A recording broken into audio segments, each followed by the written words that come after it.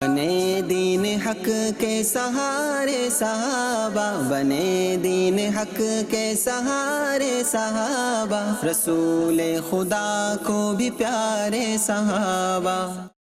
الحمدللہ رب العالمین والصلاة والسلام على سید الانبیاء والمرسلین، اما بعد فاعوذ باللہ من الشیطان الرجیم، بسم اللہ الرحمن الرحیم۔ الصلاة والسلام علیک یا رسول اللہ وعلى آلک واصحابک یا حبیب اللہ۔ الصلاة والسلام علیک یا نبی اللہ وعلى آلک واصحابک یا نور اللہ۔ محترم اور پیارے اسلامی بھائیوں اور مدنی چینل کے ناظرین، رسول اللہ صلی اللہ علیہ وسلم کے سفیر پروگرام میں آپ کو مرحبا کہتے ہیں، اور اس پروگرام میں ہم ان صحابہ کرام علیہم رضوان کا ذکر کرتے ہیں جنہیں نبی کریم علیہ الصلاۃ والسلام نے اپنا نمائندہ اور قاصد بنا کر کسی جگہ روانہ فرمایا تھا۔ اور آج کے پروگرام میں انشاءاللہ تبارک و تعالی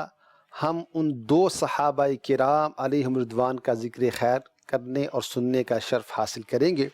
پہلے درود شریف کی فضیلت سماعت فرمائیے۔ شعب الایمان میں نبی کریم علیہ الصلاۃ والسلام کا فرمان حضرت سیدنا انس رضی اللہ تعالیٰ عنہ سے مروی ہے کہ نبی کریم علیہ الصلاۃ والسلام نے ارشاد فرمایا، ما من عبدین متحابین فی اللہ یستقبل احدہما صاحبہ، فرمایا دو بندے جو آپس میں اللہ کے لیے محبت کرتے ہیں، جب وہ آپس میں ملاقات کرتے ہیں فیتصافحان ویصلیان علی النبی صلی اللہ علیہ وسلم، اور وہ آپس میں مصافحہ کرتے ہیں، ہاتھ ملاتے ہیں اور نبی علیہ الصلاۃ والسلام پر درود شریف پڑھتے ہیں، الا لم یتفرقا حتی توفر ذنوبہما ما تقدم وما تأخر۔ تو فرمایا ان دونوں کے جدا ہونے سے پہلے ان کے پہلے اور بعد والے گناہ معاف کر دیے جاتے ہیں۔ صلو علی الحبیب صلی اللہ تعالی علی محمد وعلی آلہ وصحبہ وبارک وسلم۔ محترم ناظرین، نبی کریم علیہ الصلاۃ والسلام نے صحابہ کرام میں سے بعض کو سفیر بنا کر مختلف ممالک اور ایریاز کی طرف بھیجا تھا۔ ان میں سے ایک صحابی وہ ہیں کہ جب ان کو سفیر بنا کر بھیجا گیا تو ان کو راستے میں ہی شہید کر دیا گیا، اور یہ وہ سفیر ہیں، یعنی ایک ہی ایسی شخصیت ہیں سفراء میں سے کہ جن کو شہید کیا گیا۔ آپ کا نام ہے حضرت سیدنا حارث بن عمیر الازدی رضی اللہ تعالی عنہ۔ حضرت سیدنا حارث بن عمیر رضی اللہ عنہ فتح مکہ سے پہلے مشرف با اسلام ہوئے تھے، اور اس کے بعد نبی کریم علیہ الصلاۃ والسلام نے آپ رضی اللہ تعالی عنہ کو بصرہ کا جو ایریا تھا اس کے حاکم کی طرف مکتوب دے کر روانہ فرمایا تھا۔ سیدنا حارث بن عمیر الازدی رضی اللہ تعالی عنہ ابھی راستے میں ہی تھے کہ ایک شخص سے آپ کی ملاقات ہوئی۔ اس نے آپ کو دیکھا، پہچانا اور کہا کہ تم کسی کے قاصد لگتے ہو، پیغام لے کر جانے والے لگتے ہو۔ آپ نے فرمایا کہ ہاں، میں نبی کریم علیہ الصلاۃ والسلام کی طرف سے پیغام لے کر جا رہا ہوں۔ یہ موتا کا مقام تھا جہاں یہ اس شخص سے ملاقات ہوئی، اور وہاں اس نے شخص جب آپ کو دیکھا اور اس نے آپ کو پکڑ لیا، آپ کو باندھ دیا گیا، اور آپ رضی اللہ عنہ کو بے دردی کے ساتھ شہید کر دیا گیا۔ سیدنا حارث بن عمیر الازدی رضی اللہ تعالی عنہ کی شہادت کا نبی کریم علیہ الصلاۃ والسلام کو بہت صدمہ ہوا، یہاں تک کہ اس کے بعد اس کا بدلہ لینے کے لیے نبی کریم علیہ الصلاۃ والسلام نے ایک لشکر روانہ فرمایا تھا، جس لشکر میں کئی جلیل القدر صحابہ کرام شہادت کے مرتبے پر فائز ہوئے تھے، اس کا بیک گراؤنڈ یہی تھا کہ جب سیدنا حارث بن عمیر الازدی رضی اللہ تعالی عنہ کو شہید کر دیا گیا تو سفیر کو، قاصد کو اس زمانے میں بھی قتل کر دینا، اس کی جان لے لینا یہ اچھا نہیں سمجھا جاتا تھا۔ اس کے وجہ سے یہ سارا معاملہ رونما ہوا تھا۔ بہرحال حضرت سیدنا حارث بن عمیر الازدی رضی اللہ تعالی عنہ جام شہادت نوش فرما گئے۔ تاریخ میں آپ کی معلومات اس اعتبار سے بہت کم ملتی ہیں۔ آپ رضی اللہ تعالی عنہ نے جتنا عرصہ نبی کریم علیہ الصلاۃ والسلام کی بارگاہ میں گزارا وہ بڑا برکت والا تھا۔ آپ کے بارے میں کتابوں میں ملتا ہے کہ آپ بڑے فصیح و بلیغ تھے، لیکن اس کے علاوہ آپ کے دیگر حالات و واقعات بہت کم کتابوں میں ملتے ہیں۔ حضرت سیدنا حارث بن عمیر الازدی رضی اللہ تعالی عنہ نبی کریم علیہ الصلاۃ والسلام کا پیغام لے کر پہنچے، لیکن راستے میں ہی آپ کو شہید کر دیا گیا۔ اور دوسرے صحابی جن کا آج ہم ذکر خیر سنیں گے وہ ہیں حضرت سیدنا جریر بن عبداللہ البجلی رضی اللہ تعالی عنہ۔ حضرت سیدنا جریر بن عبداللہ البجلی رضی اللہ تعالی عنہ اپنے قبیلے کے سردار تھے، بہت خوبصورت تھے۔ امام عینی رحمہ اللہ تعالی نے لکھا ہے کہ آپ سیدنا فاروق اعظم رضی اللہ تعالی عنہ آپ کو اس امت کا یوسف کہا کرتے تھے، یعنی اتنے خوبصورت تھے آپ رضی اللہ تعالی عنہ۔ حضرت سیدنا جریر بن عبداللہ البجلی رضی اللہ تعالی عنہ جب اسلام لائے تو نبی کریم علیہ الصلاۃ والسلام کے وصال ظاہری سے کچھ عرصہ پہلے آپ مشرف با اسلام ہوئے۔ آپ کے قبول اسلام کے بارے میں آتا ہے کہ آپ رضی اللہ تعالی عنہ اسلام قبول کرنے کے لیے نبی کریم علیہ الصلاۃ والسلام کی بارگاہ میں حاضر ہوئے۔ آقا کریم علیہ الصلاۃ والسلام کے پاس بیٹھ کر کلمہ طیبہ پڑھا۔ آقا علیہ الصلاۃ والسلام نے آپ کو ویلکم کیا، ایک چادر پر آپ کو بٹھایا گیا اور پھر آپ نے نبی کریم علیہ الصلاۃ والسلام کی بیعت کی، اور اس میں اللہ تعالیٰ کے ساتھ کسی کو شریک نہ ٹھہرانے اور نماز قائم کرنے، زکوٰۃ دینے اور مسلمانوں کے ساتھ خیر خواہی کرنے جیسے امور پر آپ رضی اللہ تعالیٰ عنہ نے بیعت کا اعزاز پایا۔ روایات میں اور بھی الفاظ ملتے ہیں۔ آپ رضی اللہ تعالیٰ عنہ کے بارے میں عمدۃ القاری میں درج ہے کہ آپ رضی اللہ تعالیٰ عنہ نے ایک مرتبہ ایک شخص سے جانور خریدا، گھوڑا خریدا آپ نے، اور اس کی قیمت جو ہے وہ 300 دینار دی گئی۔ جب وہ جانور آپ کے سامنے آیا تو آپ نے اس کے مالک کو بلایا اور بلانے کے بعد ان سے کہا کہ آپ کا یہ جانور جو ہے اس کی قیمت 300 لگائی گئی ہے، یہ کم ہے، آپ اس میں اور بڑھائیے۔ یہاں تک کہ آپ اس قیمت کو بڑھاتے رہے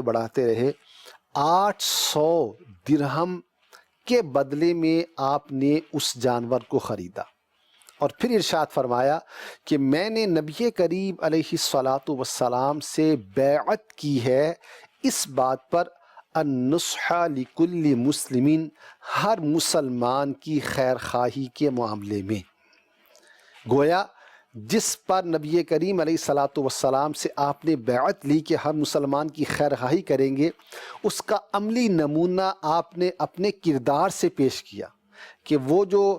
جانور سستا آپ کو مل رہا تھا اس میں اس مسلمان کا یوں اس اعتبار سے نقصان ہو رہا تھا کہ ان کا جانور زیادہ مہنگا تھا، قیمتی تھا، تو آپ نے جتنی اس کی قیمت بنتی تھی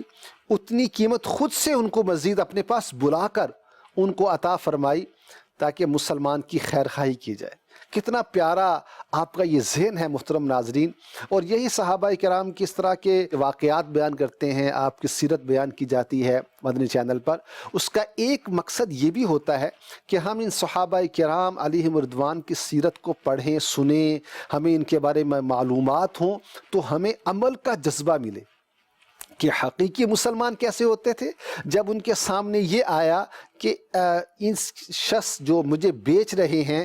اس کی اصل پرائز جو ہے وہ زیادہ بنتی ہے، تو آپ نے زیادہ کی ان کو آفر کی۔ مسلمان کی شان یہی ہے کہ مسلمان دوسرے کا خیر خواہ ہوتا ہے، اس کا بھلا چاہنے والا ہوتا ہے، اس کو دھوکہ دینے والا نہیں ہوتا۔ بہرحال حضرت سیدنا جریر بن عبداللہ رضی اللہ تعالی عنہ کا ذکر خیر ہم سن رہے ہیں۔ آپ رضی اللہ تعالی عنہ چونکہ اس وقت اسلام لائے جب نبی کریم علیہ الصلاۃ والسلام کا وصال ظاہری قریب تھا، اس زمانے میں آپ مشرف با اسلام ہوئے اور آقا علیہ الصلاۃ والسلام کے ساتھ حج کی سعادت بھی آپ نے حاصل کی۔ حج میں آپ شریک ہوئے اور آپ کی ڈیوٹی اس پہ کیا لگی تھی؟ روایت میں آتا ہے کہ نبی کریم علیہ الصلاۃ والسلام نے حضرت جریر بن عبداللہ رضی اللہ تعالی عنہ سے ارشاد فرمایا استنصت الناس، کہ اے جریر آپ لوگوں کو خاموش کرائیں۔ تو مجمع کو خاموش کرانے کی خدمت آپ کے ذمہ لگائی گئی اور آپ نے اس کو ادا کیا۔ بظاہر محترم ناظرین ذمہ داری چھوٹی ہو یا بڑی ہو، کوئی رسپانسبلٹی کوئی ذمہ داری ہمیں دی جاتی ہے تو ہمیں اس کے تقاضے کو پورا کرنے کی کوشش کرنی چاہیے۔ یہ نہیں سمجھنا چاہیے کہ میرے پاس یہ معمولی سی ذمہ داری ہے، فلاں کو تو یہ منصب مل گیا، فلاں کو پاس تو یہ عہدہ چلا گیا۔ اصل مقصود تو یہ ہے کہ اپنے نبی علیہ الصلاۃ والسلام کی پیروی کرنا ہے، جو انہوں نے تعلیمات عطا فرمائی ہیں ان پر عمل پیرا ہونا ہے، اور اس میں پھر جو جس طرح کا معاملہ ہمارے ذمہ لگ جائے ہمیں اس کو پورا کرنے کی کوشش کرنی چاہیے۔ حضرت سیدنا جریر بن عبداللہ البجلی رضی اللہ تعالی عنہ، آپ کی ایک روایت ملتی ہے آپ سے مروی، آپ فرماتے ہیں کہ نبی کریم علیہ الصلاۃ والسلام نے مجھے جب بھی دیکھا مسکرا کر دیکھا۔ سبحان اللہ، ہمارے آقا علیہ الصلاۃ والسلام کی کیا شان و عظمت ہے کہ آقا علیہ الصلاۃ والسلام جب کسی سے ملاقات فرمایا کرتے تھے تو تبسم آقا علیہ الصلاۃ والسلام کے مبارک لبوں پر ہوتا تھا، مسکرا رہے ہوتے تھے۔ ہمارے آقا علیہ الصلاۃ والسلام کی یہ شان احادیث طیبہ اور سیرت کی کتابوں میں ملتی ہے کہ آقا کریم علیہ الصلاۃ والسلام اکثر مسکرایا کرتے تھے۔ ہمیں بھی جب کسی سے ملاقات کا موقع ملے تو ہمیں اس سے مسکرا کر ملاقات کرنی چاہیے، کہ یہ بھی آقا کریم علیہ الصلاۃ والسلام کا طرز عمل احادیث طیبہ سے ثابت ہے۔ حضرت سیدنا جریر بن عبداللہ البجلی رضی اللہ تعالی عنہ جب مشرف با اسلام ہوئے تو نبی کریم علیہ الصلاۃ والسلام نے ایک ذمہ داری ان کے لگائی۔ وہ ذمہ داری اس نوعیت کی تھی کہ جس میں آپ کو سفر کر کے کسی دوسرے مقام پر جانا تھا اور وہاں جا کر جو معبودان باطلہ کے حوالے سے جو وہاں وہ معاملہ تھا اس کو آپ نے حل کرنا تھا۔ چنانچہ آپ نبی کریم علیہ الصلاۃ والسلام کی بارگاہ میں حاضر ہوئے تو عرض کی یا رسول اللہ صلی اللہ علیہ وسلم، مجھے اس جگہ پر جانے کے لیے گھوڑے پر سفر کرنا ہے اور میری سچویشن ایسی ہے فزیکلی کہ میں گھوڑے کی پیٹھ پر جم کر نہیں بیٹھ سکتا۔ تو آقا کریم علیہ الصلاۃ والسلام نے آپ کے سینہ پر ہاتھ رکھا اور کہا اللہم ثبتہ واجعلہ ہادیا مہدیا، یا اللہ ان کو ثابت قدمی عطا فرما اور ان کی پیٹھ کو جما دے اور انہیں ہادی مہدی ہدایت دینے والا اور ہدایت یافتہ بنا۔ یوں نبی کریم علیہ الصلاۃ والسلام کی دعا میں سے بھی آپ کو حصہ نصیب ہوا۔ آپ رضی اللہ تعالی عنہ دعائے مصطفیٰ علیہ تحیت و ثنا کی برکات لیے ہوئے چلے، اور جو آپ کے ذمہ ڈیوٹی لگائی گئی تھی آپ رضی اللہ تعالیٰ عنہ نے اس کو بحسن خوبی نبھایا۔ نبی کریم علیہ الصلاۃ والسلام کو جب اس کی اطلاع ملی کہ جو آپ کے ذمہ کام لگایا گیا ہے آپ نے اس کو پورا کر دیا ہے، آقا کریم علیہ الصلاۃ والسلام خوش بھی ہوئے، اور روایت کے مطابق آقا علیہ الصلاۃ والسلام نے اس پورے لشکر کے لیے خیر و برکت کی دعا بھی فرمائی۔ محترم ناظرین، نبی کریم علیہ الصلاۃ والسلام نے 11 ہجری میں آپ کو یمن کے سردار ذوالقلاع کی طرف سفیر بنا کر بھیجا تھا۔ چونکہ ہمارا پروگرام پرٹیکولر اسی موضوع پر ہے، تو ذوالقلاع یمن کا ایک سردار تھا، اس کی طرف آپ رضی اللہ تعالیٰ عنہ کو سفیر بنا کر بھیجا گیا۔ آپ رضی اللہ تعالیٰ عنہ اس پیغام کو لے کر پہنچے اور نبی کریم علیہ الصلاۃ والسلام کا میسج ان تک پہنچا دیا، اور الحمدللہ تعالیٰ آپ کی انفرادی کوشش رنگ لائی، اور وہ ذوالقلاع جو ہے وہ کلمہ طیبہ پڑھ کر مشرف با اسلام ہو گئے۔ یہ ذوالقلاع کے ساتھ ایک ان کا ایک اور بھی نام ملتا ہے روایات کے اندر، ذو عمر، یہ بھی ان کے ساتھ تھے۔ تو یہ بیسیکلی لکھا ہے کہ یہودی تھے۔ حضرت جریر نے انہیں اسلام کی دعوت پیش کی، اس سے متاثر ہو کر ذوالقلاع اور اس کی بیوی دونوں مسلمان ہو گئے۔ حضرت جریر رضی اللہ عنہ فرماتے ہیں کہ رسول اللہ صلی اللہ علیہ وسلم نے مجھے ذوالقلاع اور ذو عمر کی طرف سفیر بنا کر بھیجا۔ میں ذوالقلاع سے ملا، اسلام کی دعوت اس کے سامنے پیش کی، بہت متاثر ہوا۔ وہ اور اس کی بیوی دونوں ایک ساتھ دائرہ اسلام میں داخل ہوئے، اور اسلام قبول کرنے کے بعد ذوالقلاع نے 4000 غلاموں کو آزاد کیا۔ اسلام لانے کی خوشی میں 4000 غلاموں کو آزاد کیا۔ یہ ذوالقلاع جب مسلمان ہو گئے تو اپنے ساتھی ذو عمر، ان کے ساتھ حضرت جریر بن عبداللہ رضی اللہ عنہ کے ساتھ یہ دونوں چلے تاکہ نبی کریم علیہ الصلاۃ والسلام کی زیارت کا شرف حاصل کریں۔ راستے میں ہی تھے مدینہ طیبہ زادہ اللہ شرفا و تعظیما کہ ان کو اطلاع ملی کہ پیارے آقا صلی اللہ علیہ وسلم کا وصال ظاہری ہو چکا ہے، آقا کریم علیہ الصلاۃ والسلام دنیا سے پردہ فرما چکے ہیں۔ یہ چلے تو تھے صحابیت کا شرف پانے کے لیے ذوالقلاع اور ذو عمر، مگر راستے میں ہی نبی کریم علیہ الصلاۃ والسلام کے وصال کی اطلاع ان کو ملی، جس کی وجہ سے انہوں نے بہت غمزدہ بھی ہوئے، اور حضرت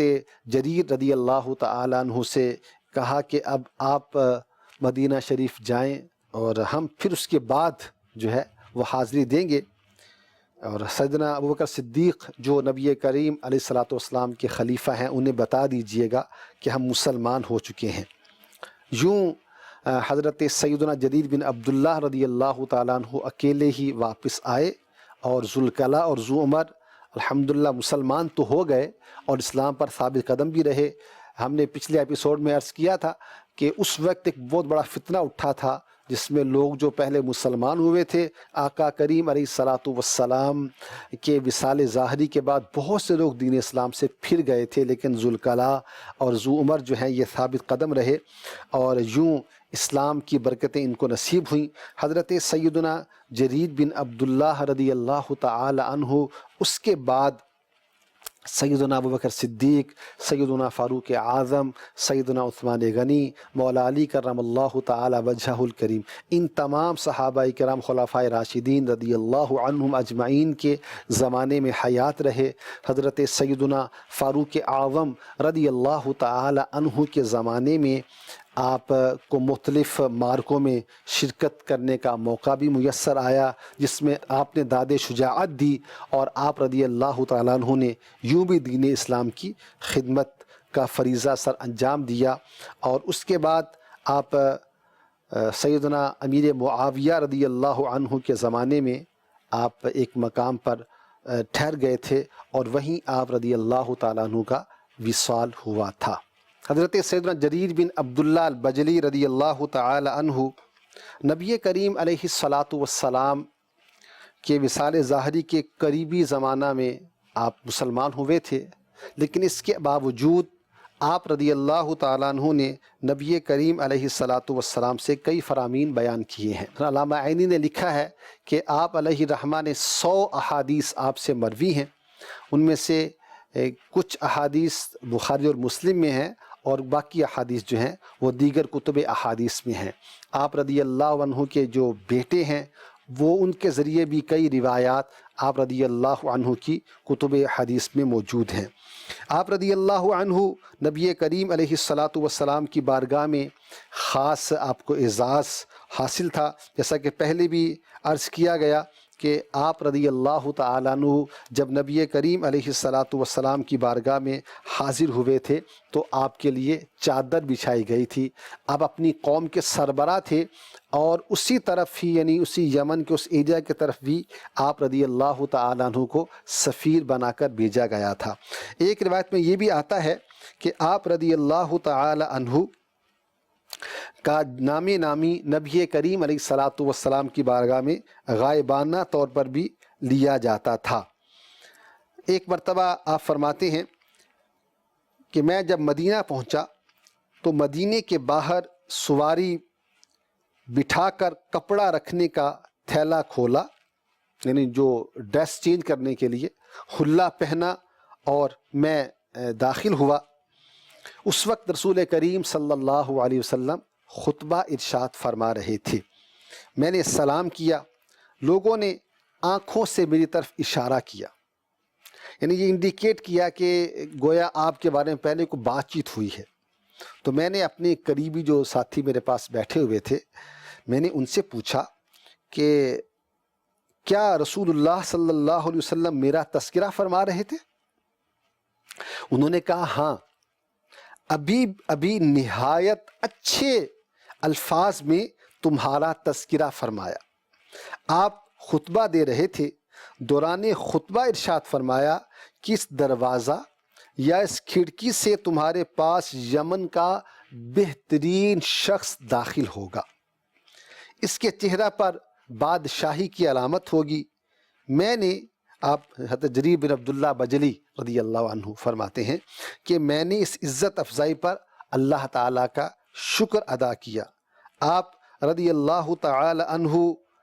کی انہی خوبیوں کی وجہ سے کہ نبی کریم علیہ الصلاۃ والسلام بھی ان کو عزت دیا کرتے تھے، بلکہ بعض روایات میں یہ بھی آتا ہے کہ جس میں آقا کریم علیہ الصلاۃ والسلام نے یہ تعلیم فرمایا تھا کہ جو بڑا ہے اس کی رسپیکٹ کرنی چاہیے۔ تو اسی وجہ سے دیگر خلفاء بھی جو تھے وہ سیدنا جریر بن عبداللہ رضی اللہ عنہ کی تعظیم اور رسپیکٹ کیا کرتے تھے۔ سیدنا عمر فاروق اعظم رضی اللہ عنہ کا فرمان ملتا ہے کہ آپ حضرت جریر بن عبداللہ بجلی کو آپ فرما رہے تھے، خدا تم پر رحمت نازل کرے، تم جاہلیت میں بھی اچھے سردار تھے اور اسلام میں بھی اچھے سردار ہو۔ نبی کریم علیہ الصلاۃ والسلام کے جو فرامین آپ تک پہنچے، آپ کی حتی المقدور کوشش ہوتی تھی کہ آقا کریم علیہ الصلاۃ والسلام کے ان فرامین پر عمل کیا جائے۔ جب آپ کو یہ میسج پہنچا، نبی کریم صلی اللہ علیہ وسلم کا یہ فرمان عالی شان آپ تک پہنچا کہ جس میں آپ نے اس بات کی ترغیب دلائی تھی کہ جو صدقہ وصول کرنے والے ہیں ان کو راضی رکھا جائے، تو آپ رضی اللہ عنہ نے اس کے بعد کسی صدقہ کرنے والے کو آپ نے ناخوش نہیں کیا۔ محترم اور پیارے اسلامی بھائیوں اور مدنی چینل کے ناظرین، حضرت سیدنا جریر بن عبداللہ البجلی رضی اللہ تعالی عنہ اگرچہ بہت تھوڑا عرصہ صحبت مصطفیٰ صلی اللہ علیہ وسلم سے ظاہری طور پر فیض یاب ہوئے، لیکن اعزاز یہ نصیب ہوا کہ اس تھوڑے ہی عرصے میں کلمہ طیبہ پڑھا، مسلمان ہوئے، صحبت مصطفیٰ پائی، فرامین مصطفیٰ صلی اللہ علیہ وسلم روایات ان کی مرویات آپ سے موجود ہیں۔ پھر جو فرمان سنا اس پر عمل کرنے کی کوشش شروع فرمائی، اور پھر اسی ٹائم پیریڈ میں نبی کریم علیہ الصلاۃ والسلام کی طرف سے سفیر اور قاصد بننے کا اعزاز بھی آپ کو نصیب ہو گیا۔ اور یوں جہاں آپ نے نیکی کی دعوت پیش فرمائی انہوں نے اس کو سنا اور وہ مسلمان بھی ہو گئے۔ یوں الحمدللہ تعالی آپ کی ایک کامیاب سفارتکاری ہمارے سامنے نظر آتی ہے۔ آپ رضی اللہ تعالی عنہ کی زندگی کے کچھ پہلو آج کے اس پروگرام میں ہم نے ڈسکس کیے ہیں، جس میں بطور خاص آپ کی سفارتکاری کا پہلو ذکر کیا گیا۔ آپ رضی اللہ تعالی عنہ کی مبارک زندگی سے ہمیں جو سیکھنے کو ملتا ہے، ایک تو یہ کہ ہمیں ہمیشہ دوسرے سے مسکرا کر بات کرنی چاہیے، عزت والے کو عزت دینی چاہیے، دوسرے مسلمان کی خیر خواہی کرنی چاہیے، اور جو ذمہ داری ملے اس کو پورا کرنے کی کوشش کرنی چاہیے، اگرچہ بظاہر وہ ذمہ داری تھوڑی ہی یا ہمیں ہلکی محسوس ہو۔ اللہ تبارک و تعالی ان دونوں عظیم ہستیوں حضرت سیدنا حارث بن عمیر الازدی رضی اللہ تعالیٰ عنہ اور سیدنا جریر بن عبداللہ البجلی رضی اللہ تعالیٰ عنہ، ان دونوں کی برکات ہمیں دنیا اور آخرت میں نصیب فرمائے اور ان کے غلاموں میں ہمارا شمار فرمائے، آمین بجاہ النبی الامین صلی اللہ تعالیٰ علیہ وآلہ وسلم۔ بنے دین حق کے سہارے صحابہ، بنے دین حق کے سہارے صحابہ، رسول خدا کو بھی پیارے صحابہ۔